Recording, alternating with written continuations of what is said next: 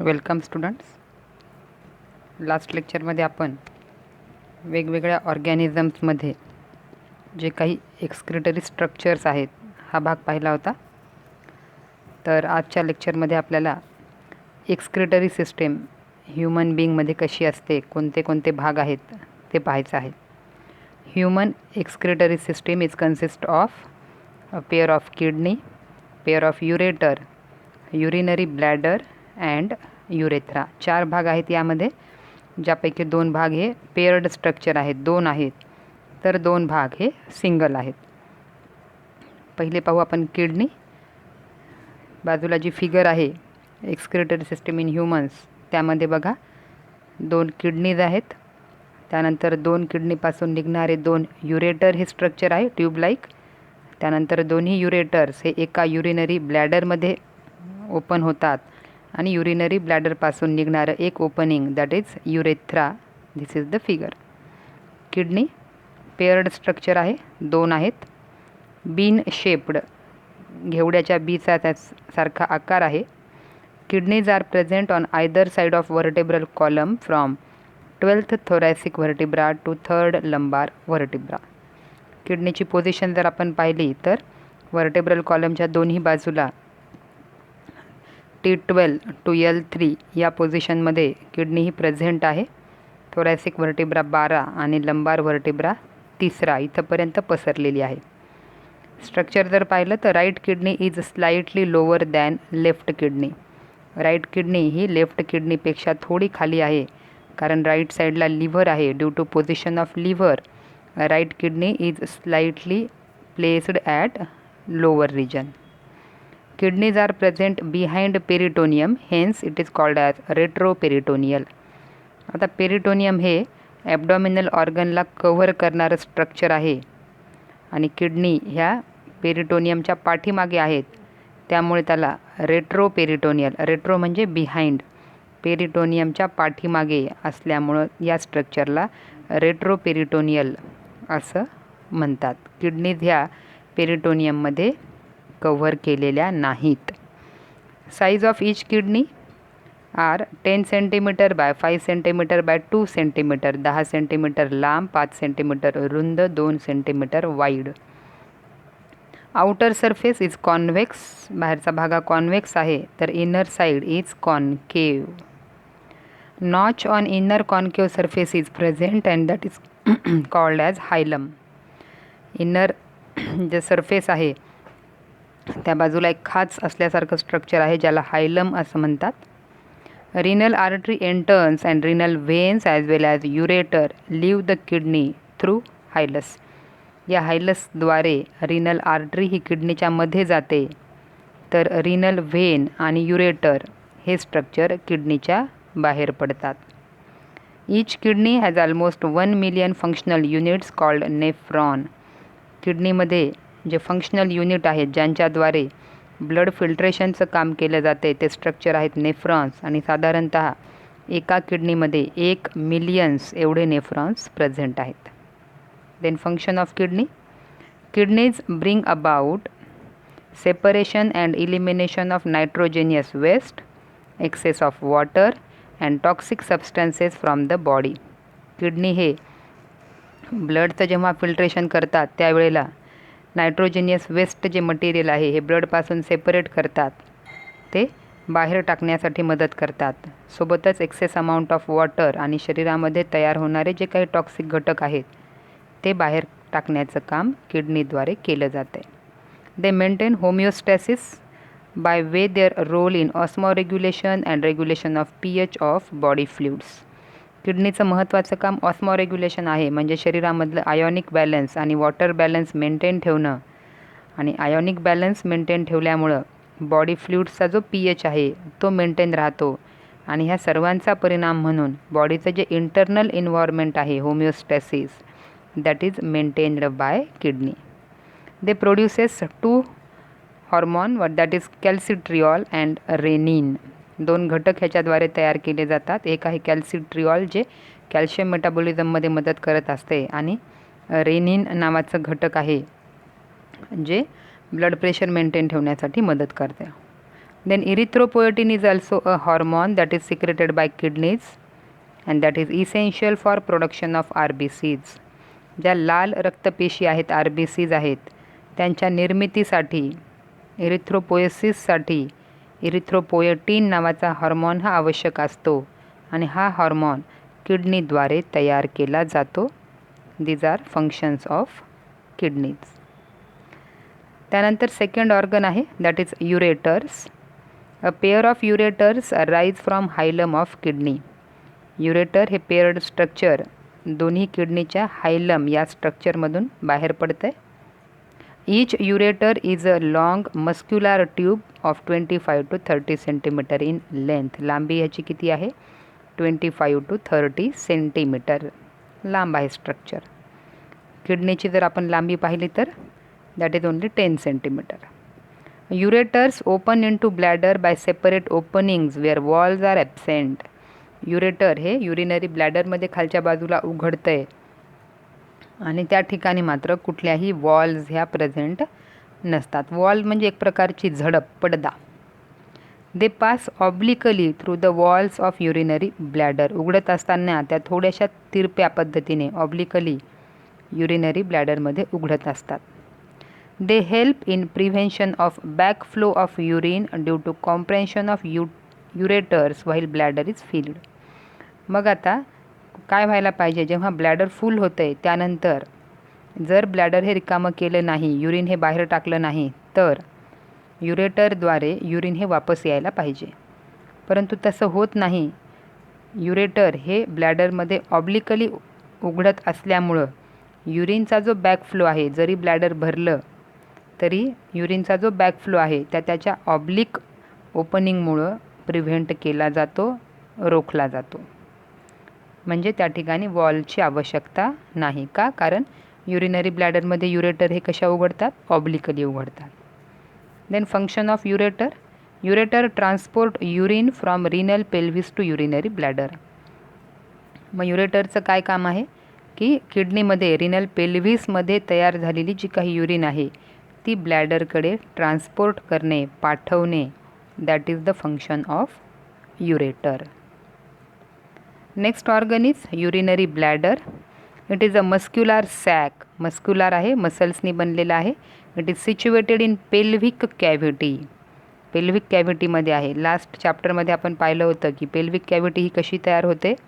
2 कॉक्झल bone आणि पाठीमागच्या बाजूला सॅक्रम याच्याद्वारे एक कॅव्हिटी लाईक स्ट्रक्चर तयार होते ज्याला पेल्व्हिक कॅव्हिटी असं म्हणतात. आणि या पेल्व्हिक कॅव्हिटीमध्ये urinary bladder is present posterior to the pubic symphysis. Pubic symphysis हा जो भाग आहे, प्युबिक बोन ज्या ठिकाणी समोर दोघंही एकत्र येतात त्याच्या पाठीमागे पेल्व्हिक कॅव्हिटीच्या आतमध्ये युरिनरी ब्लॅडर हे प्रेझेंट असते. At the base of bladder there is a small inverted triangular area called as trigone. ब्लॅडरच्या बेसला खालच्या बाजूला एक त्रिकोणाकार भाग झाल्यासारखा पाहायला मिळतो. इन्व्हर्टेड ट्रायंगल आहे ज्याला ट्रायगॉन असं म्हणतात. At the 2 points of the base of triangle there are openings for ureter and at the apex of this triangle there is a opening for urethra. आता हा जो ट्रायंगल आहे हा इन्व्हर्टेड आहे, उलटा आहे, ज्याचा बेस वरच्या बाजूला आहे आणि अपेक्स हा खालच्या बाजूला आहे. तर बेस या ठिकाणी 2 ओपनिंग्ज आहेत युरेटरसाठी आणि अपेक्स जो खाली आहे त्या ठिकाणी ओपनिंग आहे युरेथ्रासाठी. Urinary bladder is covered externally by peritoneum. Urinary bladder ह्याला बाहेरच्या बाजूनी पेरिटोनियमचं कवर आहे. म्हणजे जसं किडनी हे पेरिटोनियमच्या आतमध्ये नाही तसं ब्लॅडर देखील पेरिटोनियमच्या आतमध्ये नाही. Muscles present in bladder is detrusor muscle which consist of 3 layers of smooth muscles. Bladder हे मस्क्युलर ऑर्गन आहे आणि यामध्ये जी मसल आहे तिचं नाव आहे डेट्रुझर मसल, ज्याच्या 3 लेयर आहेत, स्मूथ मसल्स आहेत या. Innermost layer is made up of transitional epithelium. Urinary ब्लॅडरमध्ये असणारं जे इपिथिलियम आहे ते ट्रान्झिशनल इपिथिलियम आहे. It help the bladder to stretch. या ट्रान्झिशनल इपिथिलियममुळं युरिनरी ब्लॅडरमध्ये स्ट्रेचिंगची कॅपॅसिटी येत असते. बघा ब्लॅडर जे आहे हे युरिन साठवण्याचं काम करते. Function, it is the temporary storage organ for urine. किडनीमध्ये युरिन तयार केली जाते, ती युरिन ही युरेटरद्वारे युरिनरी ब्लॅडरमध्ये साठवली जाते. म्हणजे जोपर्यंत त्यामध्ये युरिन हे नाही तेव्हा ते स्ट्रक्चर कसं आहे, हवा निघालेल्या बलूनसारखं आहे, बरोबर आहे. आणि जेव्हा त्यामध्ये युरिन ही डिपॉझिट होईल तेव्हा त्याला बलूनसारखं काय व्हावं लागेल, स्ट्रेच व्हावं लागेल. आणि ही स्ट्रेचिंग ॲबिलिटी ट्रान्झिशनल इपिथिलियममुळं ब्लॅडरमध्ये पाहायला मिळते. आणि its role is temporary storage. Permanent storage करते का, नाही. काही कालानंतर युरिन ही बाहेर टाकल्या जाते, त्यामुळं काही काळापुरती युरिन स्टोअर करणे, that is the function of urinary bladder. Then is urethra. It is terminal part of urinary system. हा शेवटचा भाग आहे. There are 2 urethral sphincters between urinary bladder and urethra. आता स्पिंक्टर्स म्हणजे काय आहे, स्केलेटल मसल्स आपण पाहिलं होतं त्या ठिकाणी की स्मूथ मसल्स, जेव्हा एखाद्या ओपनिंगच्या ठिकाणी राऊंडेड सर्क्युलर अशा मसल्स आपल्याला जेव्हा पाहायला मिळतात तेव्हा त्याला काय म्हणतात, स्पिंक्टर्स असं म्हणतात. ठीक आहे. मग युरेथ्रामध्ये 2 स्पिंक्टर्स आहेत. इंटरनल स्पिंक्टर आतल्या बाजूचं जे आहे that is made up of smooth muscles involuntary in nature. आता हे आतल्या बाजूला म्हणजे ब्लॅडरच्या बाजूकडून जे आहे ते स्मूथ मसलनी बनलेलं आहे, इनव्हॉल्युंटरी इन नेचर आहे, बरोबर आहे. स्मूथ मसल्स ह्या कशा आहेत, इनव्हॉल्युंटरी असतात, जे आपल्या विल पॉवरच्या कंट्रोलमध्ये नसतात. देन एक्सटर्नल स्पिंक्टर जे बाहेरच्या बाजूचं आहे, it is made up of skeletal muscles and that is voluntary in nature. External sphincter हे स्केलेटल मसलपासून बनलेलं आहे आणि ते कसं आहे, व्हॉल्युंटरी, आपल्या विल पॉवरच्या कंट्रोलमध्ये असते. करेक्ट. म्हणजे जेव्हा आपण इच्छा प्रगट केली किंवा आपल्या इच्छेनुसार ते स्पिंक्टर ओपन आणि क्लोज हे केल्या जात असते. If this valve is not functioning properly during inflammation of bladder. Inflammation म्हणजे काहीतरी इन्फेक्शन होणं. जेव्हा ब्लॅडरला काही इन्फेक्शन होतं आहे तेव्हा हे जे वॉल आहे हे प्रॉपर फंक्शन करत नाही. And it can lead to kidney infection. ज्याचा परिणाम किडनीलासुद्धा इन्फेक्शन होऊ शकते. Urethra is a passage way for discharging urine from body. Urethra हा स्टोअर केलेली जी ब्लॅडरमध्ये असणारी युरिन आहे तिला बाहेर टाकण्यासाठी पॅसेज म्हणून काम करते. And in male it is also act as urinogenital organ. मेलमध्ये मात्र युरेथ्रा जे स्ट्रक्चर आहे हे लांब आहे as compared to the female. आणि ह्या युरेथ्राद्वारे मेलमध्ये रिप्रोडक्टिव्ह ऑर्गनद्वारे तयार होणारे जे काही सिक्रेशन किंवा स्पर्म आहेत हे सुद्धा बाहेर टाकल्या जातात.